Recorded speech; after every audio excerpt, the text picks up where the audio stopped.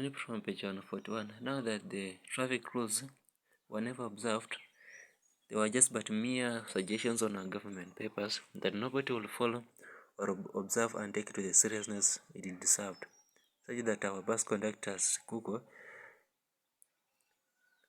had not also followed and observed the regulations to fill up he would fill up the bus to the maximum. But as for me, sikuku reserved my seat with the dignity I deserved. I sat in the front seat together with my woman. Webuye escort, as we call it, also came by to escort us. Smelling something fish on our way, it came along and offered an escort. Here comes that in that very day, also boarded some two gentlemen of some suspicious character. I smelled a rat, shivered, and even wondered what will happen for me and my woman if such an occasion found us on our way. Me and the woman abducted before our citizens, or even paraded naked, and also asked to march forward in our nakedness without something covering our body. Thus, we actually demanded for a backup security. The Webuye escort also came along. You know, what happened, especially as you came down to a forest on your way, Timboroa forest, there will be some hijackers will wait on the bus that carried enough valuables overboard, goods, and they will be able to swindle and even disappear with them within the forest. Besides, they will smile and raise the passengers, asked to parade in one single straight line, regardless of the gender, a man or a woman, a boy or a girl, all are as young, the big sized or the small sized, it will not matter. They will be asked to parade in one single line, naked, with absolutely nothing to cover their privacy, and even asked to face each other. That's how I also even, in fact, knew the wonders God had designed and placed on people's private places. The only bad scenario I had also observed during circumcision, or when I was alone with my woman, Naliaka, in my shower room. Such a scenario, to observe my mother-in-law's naked, and maybe young toddlers to see my nakedness. My thing are not open for public gathering. Viewing will subject me into public discussion, debates and talks that dirty up my clean, honorable portfolio. My sausage cannot be admired with everyone, especially young and inexperienced. I asked the Webuye bus to come along and offer some security. I will not take chances, otherwise citizens will have an opportunity to see and observe my hidden treasure, my private life, my private issues and private personal businesses, the issues of Mheshimiwa and the First Lady. Hey man, how has been your long day in the capital? It must be wonderful. From what I observe, you must be a man eating well. That stomach do not come out that easily. Or are you pregnant? Haha.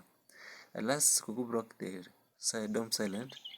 He had been busy arranging the back benches to sit well and fill the already full basket we had to fit into that bus. From those sitting and those even standing, as long as you have your way home, you have to persevere. He counted several coins he had collected and pocketed. By the way, man, where is your family? I can only see you, your wife, and the other one. One playing there. Don't you have another? Perhaps your wife ought to be busy preservating another one. Don't mind, my friend. It's none of your business. As you can see, we are all well and breathing well. In good girl. I responded to his silly question. But how's your boy doing? The one I helped his mother as he gave birth. I found her, that is your wife, at Pumwani maternity on her labor days. The woman cried in pain, mentioning your name all the time. she'll ask to push, she'll cry out your name. I knew exactly my friend Sikuku from Yanga. You've done something, seriously. Definitely you had done it. She kept crying out your name, and that's how I knew she was your wife. And as you know, I'm a man of people. I never leave my village mates to suffer. I paid her medical fee and ordered medics to attend unto her as immediate as possible. Oh, my friend, that was good of you. Indeed, you have a friend in need. A good man to the society. My governor. Indeed, you are a good man to the society. He stretched his hand for a warm greetings, to give me thanks and appreciate for what I saved his woman in days of her need. He made an endless shaking that made my fibula and tibular bones crack. Femur and humer bones complained at the strength in his greetings, the kind of greetings we received in the village when our old folks met with a long-time friend, perhaps a lost in the city, and he was back with some goodies.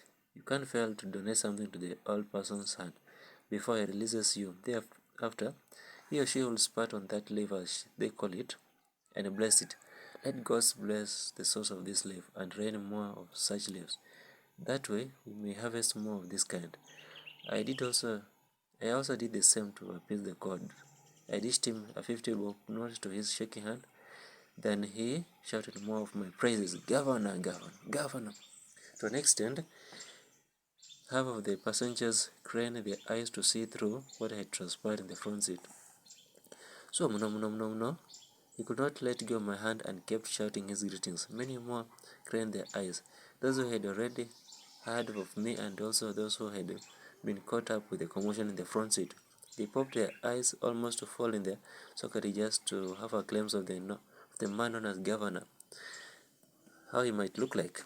More hands had also been stretched forth for something. I never minded now that I was seated in their midst and we travelled towards the same destiny. I acted to my responsibility. As an upcoming governor, a bundle of 1,000 shillings notes was enough. I gave enough to Skuku. I gave to Skuku to distribute back to them as he had collected from them 100 shillings notes for their bus fare to the village. In our village, warm greetings meant three purposes. One, that there exists peace and tranquility between the two of you. You've lived or you are living in peace and harmony, no quarrel at all. Or even though you had a quarrel the other day, your hearts might have cooled overnight and thus need to resume to the former good moments. Two, it was an introductory remarks. To begin any talk, discussion, or any sort. You must greet again to signify no peace for the talk or discussion ahead.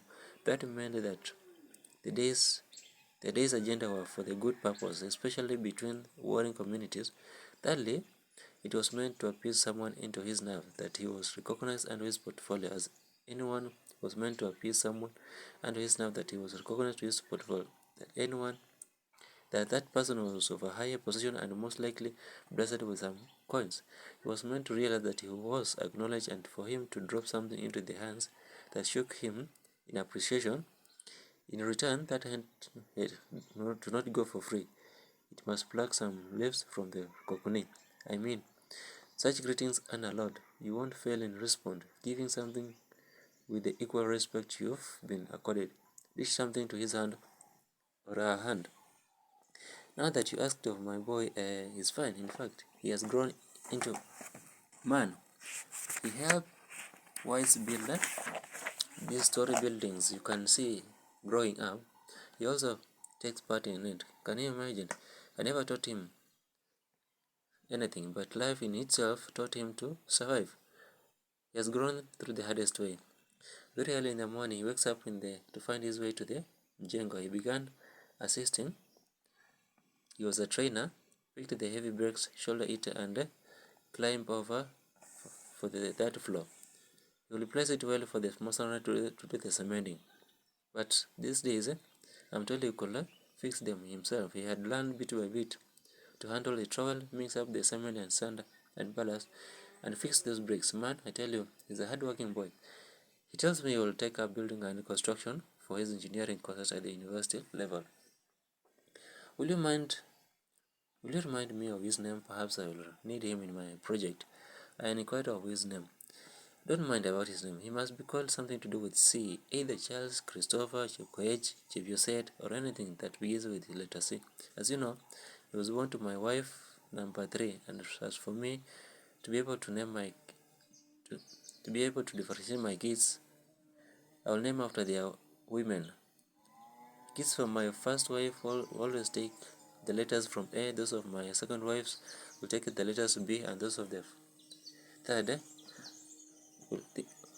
things continue, and so forth. I must be having 36 so far, 9 to the 6 wives so far, Anymore, eh, and many more are willing, to join up the team, These women are meant for us. If we don't marry them, who will possess them? If we don't put them and have them to a homestead, where will they go?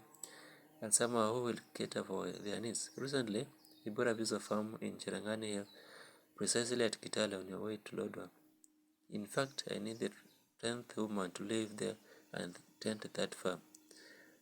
I need her to live there, farm it, she will take maximum care of it.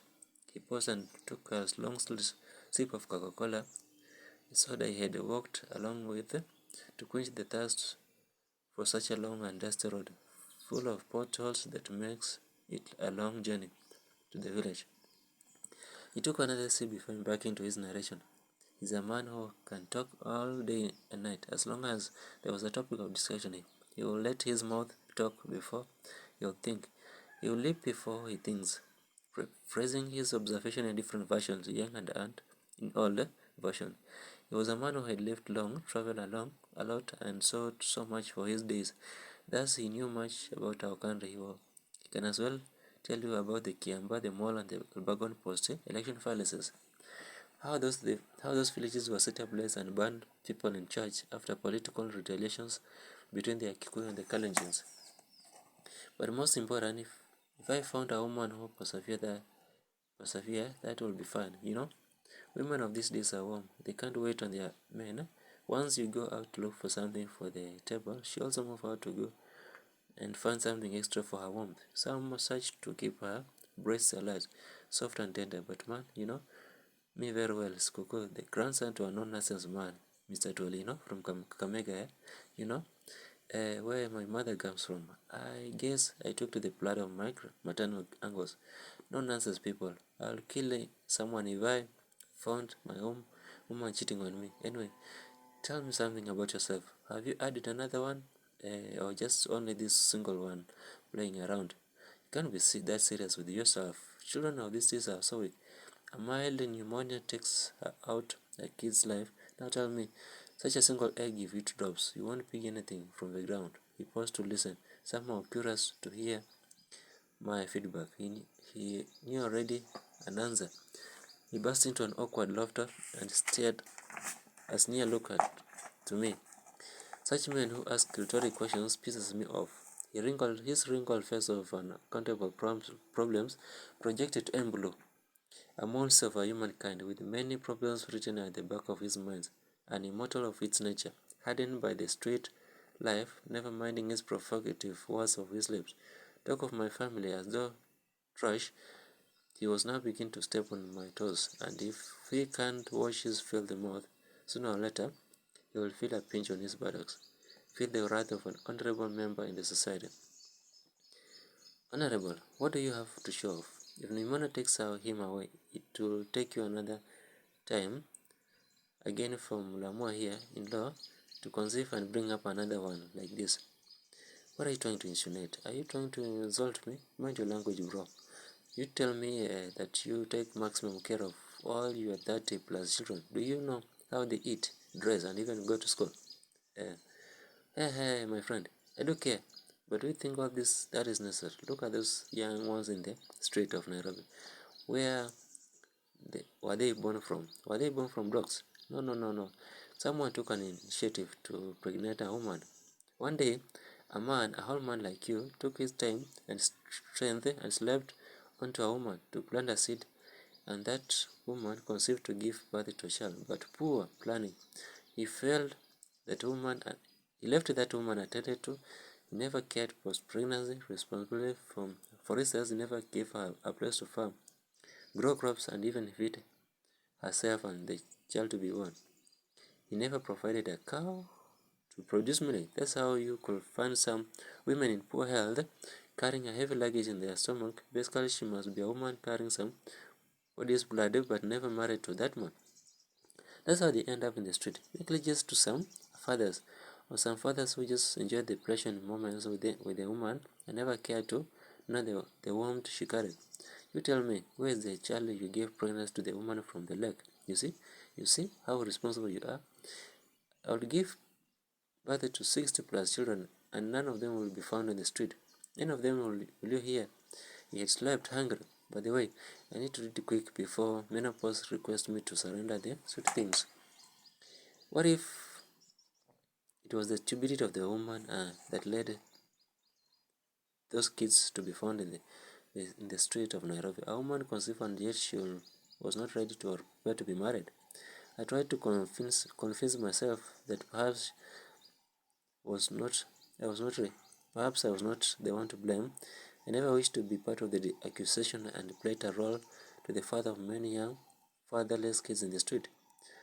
She can just conceive, deliver, and drop to the man responsible. He found herself in that circumstance, He found pregnant without her knowledge or her consent. She ought to drop that kid to their father.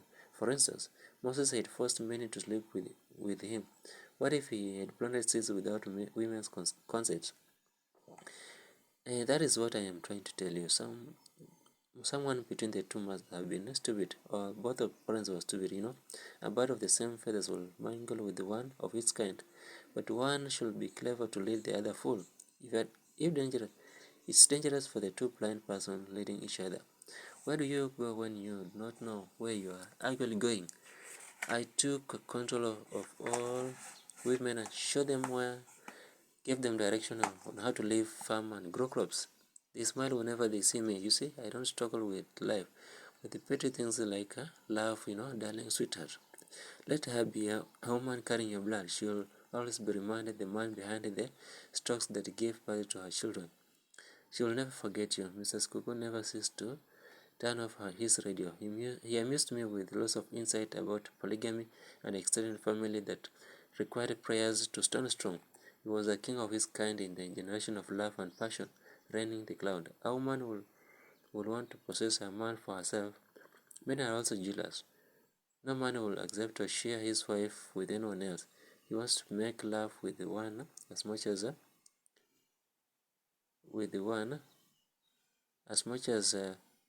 our Maasai people still practice and share their women. That culture had begun to erode and soon extinct. What? Any man touching my sweet Nalek will be touching my heart, and that is the feeling of any man with a woman he liked and respected. She was not a prostitute to cause share with anyone. Talk of how to grow a child. It struck me with enough pain. I had observed one with my similar nose to my father, with limbs crossing Luthuli.